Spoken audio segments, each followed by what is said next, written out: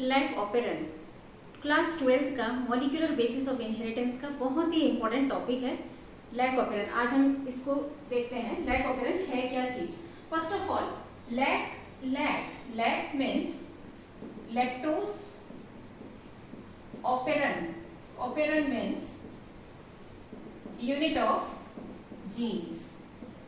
Jeans को operon कहते हैं and lac means lactose means milk में जो शुगर प्रेजेंट होता है उसको लैक्टोज कहते हैं। मिल्क शुगर को लैक्टोज कहते हैं। अब लैक ऑपेरन टॉपिक स्टार्ट करने से पहले मैं थोड़ा सा बता रही हूँ, इसको थोड़ा ध्यान रखना। ये है प्रोकार्योटिक बैक्टीरियल सेल। लैक ऑपेरन को बैक्टीरियल सेल में पढ़ा गया था बिकॉज लैक ऑपेरन अगर हम यूकार्योटिक और मल्टीसेलर ऑर्गेनिज्म में पढ़ते हैं तो थोड़ा कॉम्प्लिकेटेड प्रोसेस हो जाएगा। यूनिसेलर ऑर्गेनिज्म है इसीलिए इसमें स्टडी करना बहुत आसान होगा। इसलिए सबसे पहले बैक्टीरियल प्रोकार्योटिक सेल में स्टडी किया था जैकब एंड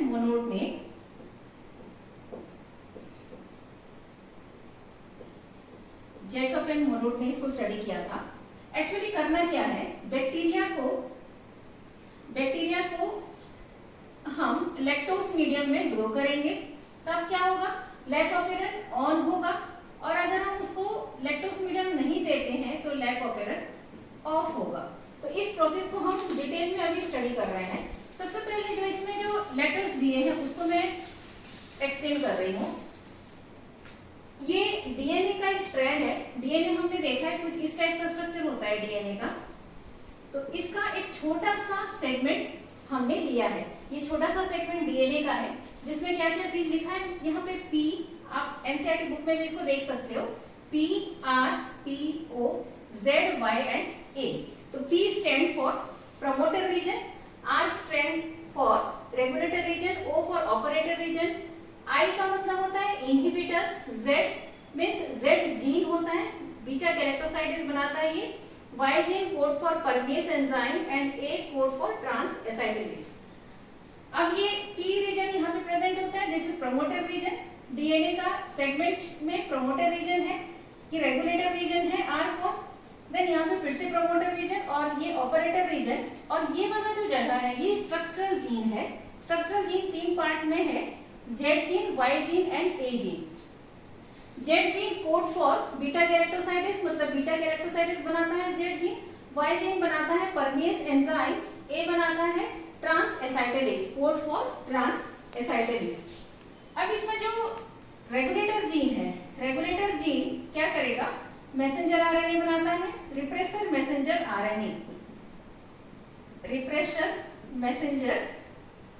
आरएनए बनाएगा और रिप्रेसर मैसेंजर आरएनए बनाता है रिप्रेसर प्रोटीन।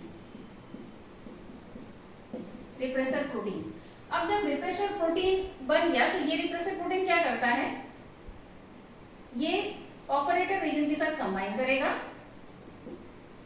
क्योंकि रेगुलेटर जीन के पास खुद का प्रमोटर रीजन है। और एक चीज ध्यान रखना, अगर प्रमोटर रीजन है तो उसी को ही ओरिसाइट कहते हैं, मतलब जहां पे ओरिसाइट होगा वहीं से रेप्लिकेशन या फिर ट्रांसलेशन वहीं से स्टार्ट होता है, तो या फिर ट्रांसक्रिप्शन भी उसी से स्टार्ट होता है, ओरिसाइट से ही स्टार्ट होगा।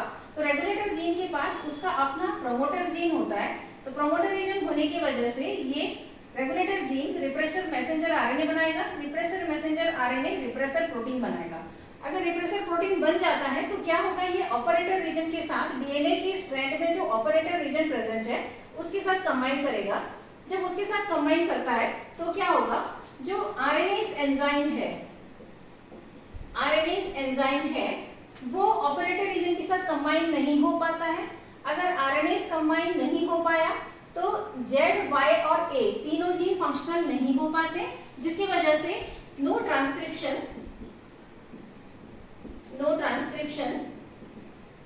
नहीं होगा, तो आरएनए नहीं बनेगा और नो ट्रांसलेशन, मतलब इसमें आरएनए भी नहीं बन पा रहा है और प्रोटीन भी नहीं बन पा रहा है, तो नो प्रोटीन सिंथेसिस। ये कब हो रहा है, ड्यूरिंग लैक ऑपेरन का जब स्विच ऑफ होगा, लैक ऑपेरन जब स्विच ऑफ होगा तब ये सिचुएशन होता है, no transcription and no translation, ultimately no protein synthesis. Next, lac operon जब स्विच ऑन होगा, जब स्विच ऑन होगा तब क्या होगा? जब स्विच ऑन होता है इसका मतलब क्या है? जो बैक्टीरियल सेल मैंने बनाया था, अगर हमने बैक्टीरियल सेल को लैक्टोस मीडियम दिया, लैक्टोस मीडियम दिया, तब क्या होगा? लैक्टोस दिया हमने स्विच ऑन के टाइम पे,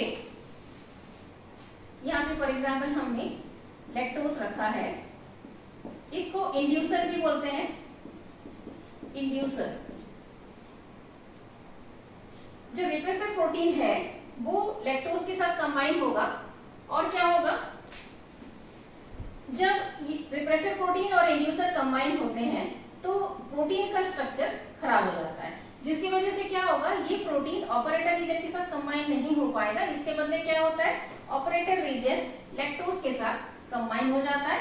अगर ऑपरेटर रीजन लैक्टोस के साथ कंबाइन हुआ तो आरएनएस ऑपरेटर के साथ कंबाइन हो जाता है, जिसकी वजह से जेड, वाई और ए जो स्ट्रक्चरल जीन का पार्ट है वो तीनों फंक्शनल हो जाते हैं, जिसकी वजह से क्या होगा? ट्रांसक्रिप्शन भी होगा और ट्रांसलेशन भी होगा एंड अल्टीमेटली प्रोटीन बनेगा।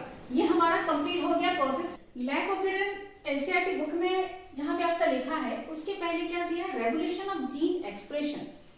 जीन कहाँ पे प्रेजेंट होता है? डीएनए का फ्रेगमेंट है, डीएनए में प्रेजेंट होता है जीन। ये एक्सप्रेस कैसे कर रहा है, कोई काम कैसे कर रहा है, उसको हमको लैक ऑपरेंट में देखना है। और रेगुलेशन, रेगुलेशन मतलब क्या करना है कि कौन कब स्विच ऑफ हो रहा है, स्विच ऑन हो रहा है, इसको करता कौन है, ये हमको लैक ऑपरेंट में देखना है। तो एक चीज का ध्यान रखना, जहां पे मैंने आर लिखा है, दिस इज रेगुलेटर जीन ना। रेगुलेटर जीन को आई से डिनोट करते हैं, स्मॉल आई से डिनोट करते हैं इनहिबिटर। इनहिबिटर मतलब काम को रोकता है ना। Regulator gene are responsible for, switch off के लिए रिस्पॉन्सिबल होता है रेगुलेटर जीन। तो इसका अपना खुद का प्रोमोटर रीजन होता है, इसीलिए ये सेल्फ खुद भी मैसेंजर आरएनए बना सकता है और रिप्रेसर प्रोटीन भी बना सकता है।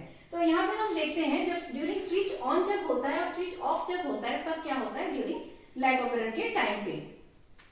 ये बैक्टीरियल प्रोकैरियोटिक सेल है, इसमें हमने बैक्टीरियल प्रोकैरियोटिक सेल में हमने लैक्टोस दिया है, लैक्टोस मिल्क का प्रोटीन हमने दिया है। और नेक्स्ट वाले में जब स्विच ऑफ होता है इसमें हमने लैक्टोस नहीं दिया है।